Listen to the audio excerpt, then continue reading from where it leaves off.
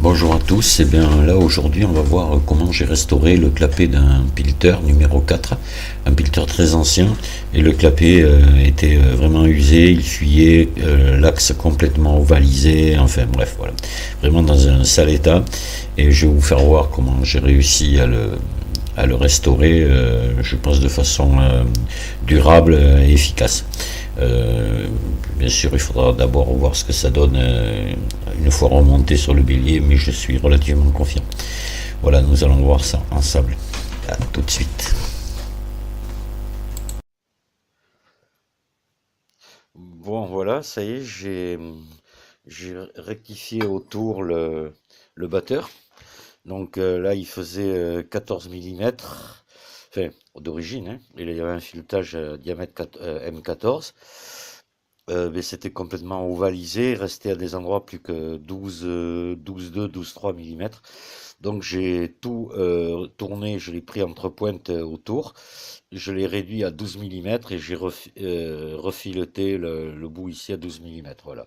Donc on est passé d'un axe de 14 à un axe de 12. J'avais pas le choix hein, de toute façon. Donc maintenant le travail va être ici sur le corps du clapet. Donc ici, je vais là, ici, par exemple, il fait 15 et en bas, il fait 14. Hein, oui, c'est complètement ovalisé, ça s'est usé. Donc je vais tout réaliser à 17 millimètres, remettre un rond à l'intérieur, un plein de 17 millimètres et repercer à 14 millimètres. Et vous allez me dire pourquoi 14 alors que l'axe fait 12, parce que derrière, je vais encore rebaguer avec des paliers polymères qui font extérieurement 14, intérieur 12 millimètres. Voilà. Voilà comment je vais avoir restauré ce clapet de choc. Et là, la portée fuit. Elle est pas mal déformée aussi. Donc là, ça va être par rodage à la pâte à rôder. Voilà. Je vais mettre de la pâte à rôder tout le tour, faire tourner le clapet dans un sens, dans l'autre, mécaniquement, hein, avec une perceuse, et pour arriver à lui redonner une forme parfaite qu'il ferme parfaitement. Voilà, donc ça c'est pas fait encore, hein, ça peut se solder par un échec s'il y a vraiment trop de déformation. Je ne sais pas. Ça sera vraiment qu'à la fin, lorsque j'aurai tout terminé, que je saurai si ce clapet de choc a été sauvé ou pas. Voilà. Ah, donc affaire à suivre. Au fur et à mesure, je continuerai à filmer. Je vais me remettre de suite là sur mon tour pour réaliser le corps du clapet. Voilà. Alors à très bientôt. Et voilà, ça y est. Et donc j'ai repercé le, enfin alésé autour le clapet de choc. Là, je l'ai alésé à 17 millimètres. Et à l'intérieur, j'ai remis un rond de bronze que je viens de braser à l'étain, qui rentrait en force et en plus pour plus de sécurité, je l'ai brasé à l'étain. Voilà, par capillarité, donc j'ai envoyé l'étain par l'autre côté. Vous voyez, il est sorti de ce côté, donc j'ai une assurance d'une bonne brasure parfaite. Et maintenant, je vais repercer autour, enfin plutôt, disons, alésé autour le, à 12 millimètres, là au milieu, voilà. Donc pour commencer, si je vois que ça fonctionne bien, on va la laisser comme ça. Sinon, je réalise à 14 et je mets des paliers polymères. Je ne sais pas encore ce que je vais faire. Je peux tout simplement le laisser comme ça à 12 millimètres. Hein. Autrefois, c'était en bronze et ça fonctionnait très bien.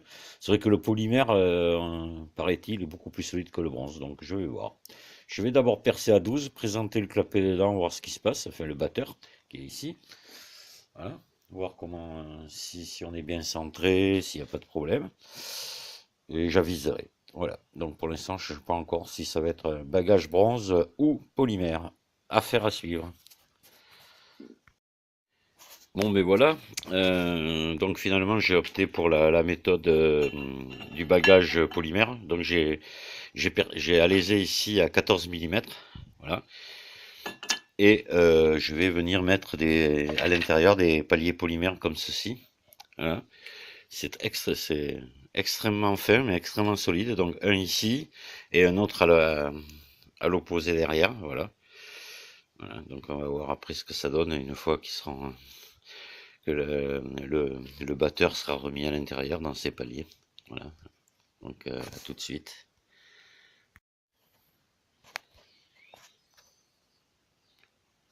Voilà, bon, ça y est, c'est le bagage est fait. J'ai les deux bagues polymères sont posées des deux côtés, mais c'est nickel quoi. Il n'y a pas de jeu. Le clapet navigue bien à l'intérieur sans effort, sans jeu. Pour moi, c'est gagné. Voilà, je vais pouvoir faire le rodage maintenant. Voilà, voilà. Vous voyez la bague polymère ici. L'autre, elle est ici. Là, on la voit. C'est difficile. Attendez, je sais pas trop comment. Voilà, on l'aperçoit dessous. Voilà. Voilà, pour moi, à mon avis, ce clapet va être à nouveau opérationnel. Il y a pas de raison. Voilà. Maintenant, je vais faire le rodage et refabriquer des écrous pour mettre dessus parce que l'écrou d'origine, ben là maintenant, lui, il est taraudé à 14. Ici, on est à 12. Donc cet écrou, j'ai envie de le garder quand même.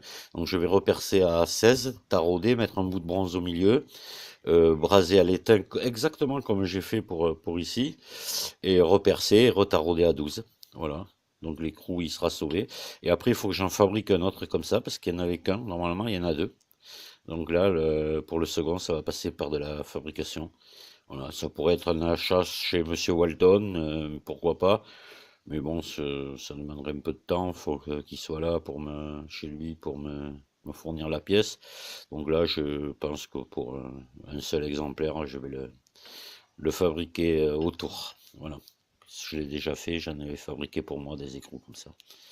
Voilà. À bientôt. À tout de suite, quoi, disons. Bon, mais voilà, le voilà terminé, notre clapet de choc, restauré, terminé. Voilà, donc je viens de remodifier l'écrou, donc qui était taraudé d'origine à 14.